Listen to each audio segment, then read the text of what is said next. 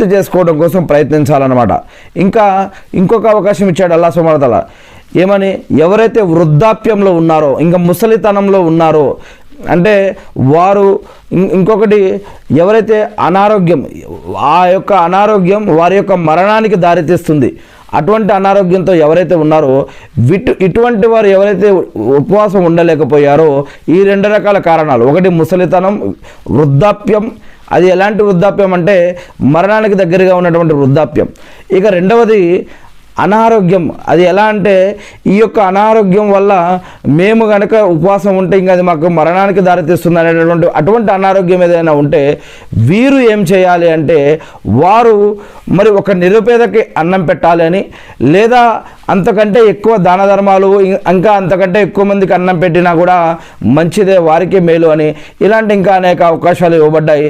రంజాన్ నెల ఖురాన్ అవతరింపబడ్డ నెల అని, అది ఆ యొక్క ఖురాన్ మానవులకి సన్మార్గం చూపుతుంది అని, మార్గదర్శకత్వం వహిస్తుంది అని, సత్యమేదో అసత్యమేదో, పాపమేదో పుణ్యమేదో, మంచేదో చెడేదో ఇవన్నీ కూడా తెలియజేస్తుంది అని, మరియు ఇహలోక జీవితానికి, ఆలమే బర్జక్ మరణించిన తర్వాత ఉన్నటువంటి జీవితానికి, మరియు ప్రళయ దినం అనేది ఒకటి ఉంది అని, మరియు ఆఖిరత్ రోజు దేవుడైనటువంటి మాలిక్ యౌమిద్దీన్ అయినటువంటి అల్లాహ్ సుబ్హానహు వ తఆలా కర్మల యొక్క తీర్పు ఇచ్చి స్వర్గం నరకం ఇస్తాడో ఆ యొక్క స్వర్గ నరకాలు ఎలా ఉంటాయి అనేది, మనకంటే ముందు గతించిన సమాజాల గురించి, ఇప్పుడు మన గురించి, రాబో విషయాల గురించి, అనేక విషయాల గురించి, మరి జరిగినవి, జరుగుతున్నవి, జరగబోయేవి అనేక విషయాల ద్వారా దేవుడు ప్రవక్తల ద్వారా, అంతిమ ప్రవక్త ముహమ్మద్ సల్లల్లాహు గారి ద్వారా ఈ యొక్క ఖురాన్ అనే గ్రంథాన్ని మనకి వహీ రూపంలో ఇవ్వటం జరిగింది.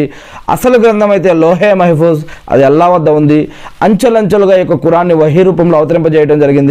ఈ యొక్క అవతరింపబడటం ప్రారంభమైనటువంటి నెల ఏది అంటే రంజాన్ నెల అని అల్హమ్దులిల్లా అల్లాహ్ సుబ్హానహు వ తఆలా ఈ యొక్క ఖురాన్లోని ఈ యొక్క 183వ వాక్యం నుంచి కూడా ఈ యొక్క రంజాన్ ఉపవాసాల ద్వారా ఈ యొక్క విషయాలు తెలియజేస్తూ ఉన్నారు.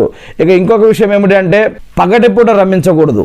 ఉపవాస సమయంలో భార్యాభర్తలు పగటిపూట కలిసి రమ్మించకూడదు. రాత్రిపూట అయితే కనుక వారు కలుసుకోవచ్చని అల్లాహ్ సుబ్హానహు వ తఆలా వారికి ఒక వెసులుబాటుని ప్రసాదించాడు.